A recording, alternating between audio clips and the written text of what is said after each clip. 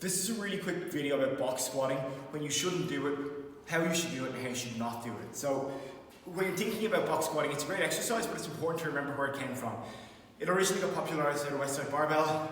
Those guys deal mostly in equipped powerlifting, which is totally different to the type of squat you probably do in the gym.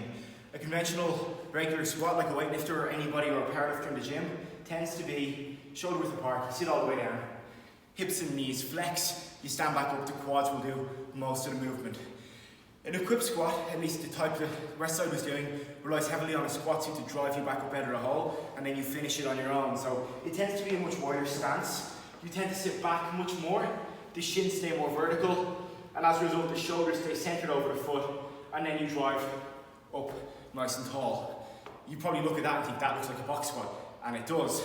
That's why it's useful. It is not that useful for other kinds of squats unless you do them in a very specific way.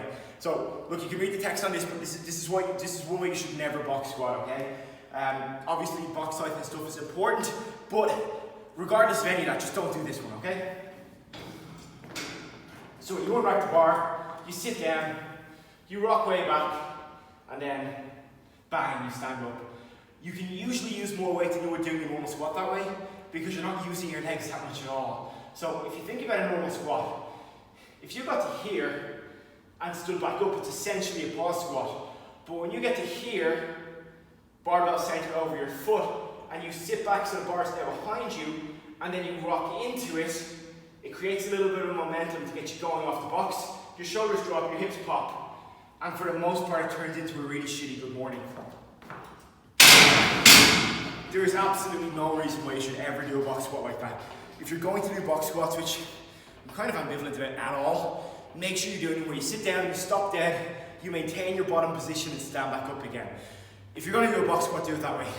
Don't do it with the rocky, shaky thing. It doesn't do anything. It just gives you a false sense of your strength. Now, when it comes to how you should do box squats, something that mimics your normal squats is really important. You can sit down on the object fully, just don't relax and lose tension. And the other thing as well, make sure you've got an appropriate box height. If you can squat all the way down with a barbell on your back, you can at least box squat to parallel. There's no excuse having it above parallel. Look, it's really simple. You're either doing this for your ego or you're doing it to get better. If you're doing it to get better, here's what you need to do. Set the box at about parallel, stop dead on the box, do something that closely mimics your regular squat form, and don't let your hips lift before your shoulders. The temptation for your hips to lift first is because your legs aren't strong enough to do that initial drive off. So don't let it happen. With the box squat, look, I can't emphasize this enough. It's an assistance lift. Maybe you have an injury where you need a box to limit your depth because you've got a knee, hip, or back issue. That's fine, that's a totally different reason. If you're using it for conventional strength training, do it properly.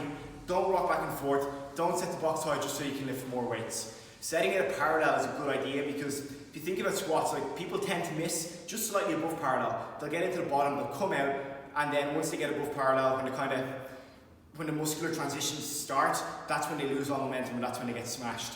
So by setting it at that dead zone or just about at it, you've got to drive through, you'll develop a lot of strength through that point. But if you set it too high, you lose all that benefit. So, box it about parallel, closely mimicking your regular squat form. Sit down all the way and stop, but don't relax.